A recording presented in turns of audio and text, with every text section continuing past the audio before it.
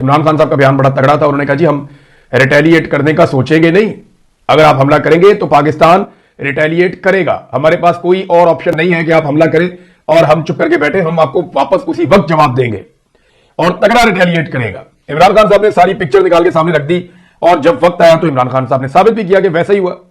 अब इस वक्त पाकिस्तान को क्या सूट करता है और इंडिया को क्या सूट करता है।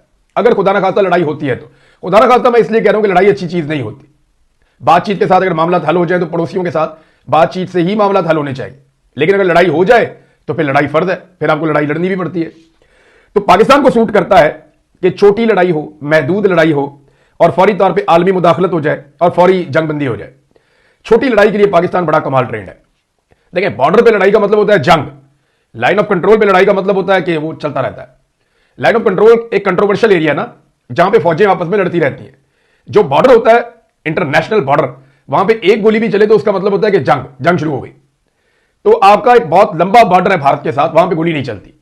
लाइन ऑफ कंट्रोल जो है ये कश्मीर में कुछ वर्किंग बाउंड्री है, कुछ ऊपर लाइन ऑफ कंट्रोल है, तो वहां पे झड़पें और लड़ाइयां चलती रहती हैं और उसका कोई इंटरनेशनली कोई सेट पैटर्न नहीं है। कभी वो कहते हैं आपने मारा, हम कहते हैं आपने मारा और हमारी लड़ाई चलती रहती है। यह पाकिस्तान को सूट करता है कि वहां एक महदूद लड़ाई हो जाए, क्योंकि महदूद और मुख्तसर लड़ाई में पाकिस्तान की एबिलिटी है। पाकिस्तान बेहतरीन टका के जवाब देता है, मुंह तोड़ जवाब देता है। पाकिस्तान के पास एयरफोर्स की कैपेसिटी, जो जमीनी अफवाज है उनकी कैपेसिटी वो बहुत अच्छी। महदूद लड़ाई में हम बड़ी अच्छी टक्कर देते हैं।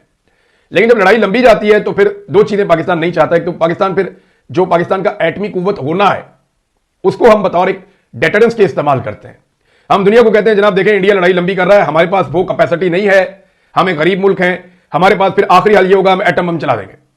दुनिया को हम ये बावर करवाते हैं, ओपनली तो नहीं कहते। इमरान खान साहब ने तो बहुत क्लियरली ये कह दिया था, नाम तो नहीं लिया था लेकिन बात उन्होंने दुनिया को समझा दी थी।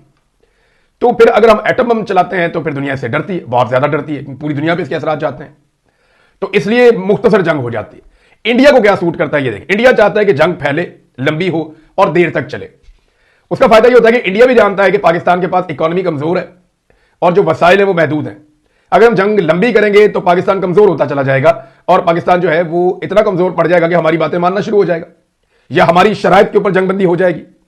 तो इंडिया की ख्वाहिश होती है कि तमाम लैंडस्केप के ऊपर एक बड़ी वॉर हो, लंबे अरसे तक के लिए वॉर हो, लेकिन एटमी हमले से वो भी बचना चाहते हैं। वो नहीं चाहते कि सूरत हाल वहां तक जाए जहां पे खुदा ना खास्ता कोई एक ऐसा कदम पाकिस्तान को उठाना पड़े या जवाबन इंडिया को उठाना पड़े कि उसके बाद पूरी दुनिया का अमन जो है वो खतरे में पड़ जाए। तो ये कोई भी नहीं चाहता। अब ये तो नाज़रीन दोनों ममालिक का नुक्ता नजर है और ये अब से नहीं है, ये बड़े लंबे अरसे से है, बहुत लंबे अरसे से है। तब से लेकर अब तक दोनों मुल्कों की जो वॉर स्ट्रेटजी है वो तकरीबन ऐसी मिलती जुलती है। तो छोटा मोटा टुक टक तो होगा और वो हो भी रहा है। आने वाले दिनों में उसमें थोड़ी शिद्दत भी आ सकती है। कोई एक वाकया इंडिया कर सकता है, उसके जवाब में कोई एक वाकया पाकिस्तान कर सकता है, या ये मामला फैल भी सकता है। लेकिन दुनिया दोनों मुल्कों को किसी भी बड़ी जंग में नहीं जाने देगी, मुझे ऐसा लगता है।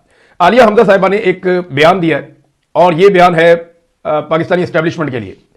उन्होंने कहा अभी भी फैसला कर लें, भारत से लड़ना है या हमारे खिलाफ ही आपने नबर्द आजमा रहना है, पीटीआई से लड़ना है या भारत से लड़ना है, फैसला करें आप। याद रखिएगा हमारे लिए कल भी पाकिस्तान मुकद्दम था, आज भी पाकिस्तान मुकद्दम है। जान लें जंग फौज नहीं पूरी कौम लड़ती है और पूरी कौम को यकजा करने वाला जेल में बैठा है। इमरान खान के पास ये कैपेसिटी तो है, ये तो सब मानते हैं, अपोजिशन भी मानती है, हुकूमत भी मानती है, मीडिया भी मानता है, आलमी और पाकिस्तान के अंदर रहने वाले तमाम एनालिस्ट वो सब मानते हैं कि इमरान खान के पास ये काबिलियत है, ये सलाहियत है कि वो पाकिस्तानी कौम को इकट्ठा कर सकता है, क्योंकि इस वक्त वो पाकिस्तान का सबसे मकबूल रहनुमा है। नाज़रीन, ISPR का जो यूट्यूब चैनल है वो मैं देख रहा था, उसकी जो वीडियो है वो एक दिन से ज्यादा हो गया है, लेकिन अभी तक उसके व्यूज 60,000 65,000 के करीब है। लेकिन जो नीचे कमेंट्स लोगों ने लिखे हैं वो बड़े अजीबोगरीब हैं। यानी कौम के बगैर तो फौज कुछ भी नहीं होती। फौज को यह बात समझनी पड़ेगी कि इतनी कुर्बानियों के बावजूद लोग उनसे नाराज क्यों हैं। फौज ने कुर्बानियां दी हैं, लोग उनकी बहुत इज्जत करते हैं, उनकी कुर्बानियों की बहुत कदर करते हैं। मैं जाती तौर पे बहुत सारे ऑपरेशंस कवर कर चुका हूं, मैं जाती तौर पे फौज को कुर्बानियां देते हुए देख चुका हूं। मैंने बहुत सारे बॉर्डर्स, बहुत सारे एरियाज, बहुत सारे मुश्किल इलाके जो हैं जाकर विजिट किए, वहां पे कवरेजेस किए हैं। मैं अच्छी तरह जानता हूं कि फौज कितनी सख्त ड्यूटी करती है। लेकिन इसके बावजूद ये कौम आपसे नाराज क्यों है? ये कौम आपसे नाराज है इसलिए कि आपकी जो सरबराह है या फौज की जो मिलिट्री एस्टेब्लिशमेंट है वो जो फैसले कर रही है वो अवामी फैसलों में मुदाखलत कर रही है, वो अवामी मंशा के खिलाफ फैसले कर रहे हैं, वो अपने हुदूद से तजावुज कर रहे हैं, वो आईने पाकिस्तान को तोड़ रहे हैं, ना वक्त पे इलेक्शन करवाते हैं और इलेक्शन में धांधली करवाते हैं, जाली फार्म 47 के ऊपर लाकर हुकूमत बनाते हैं, एजेंसियां लोगों को जबरी तौर पर लापता कर रही हैं। अब क्योंकि अवेयरनेस इतनी फैल गई है, मुल्क का सबसे जो मकबूल लीडर है उसको जेल के अंदर बंद रखा हुआ है, उसके और उसकी बीवी के ऊपर भोंडे तरीन मुकदमात बना दी, और ये सारा कुछ मिलिट्री एस्टेब्लिशमेंट ने किया। तो ये जो जुल्म और बर्बरियत हुई है, इंसानियत की पामालियां हुई हैं, इसकी वजह से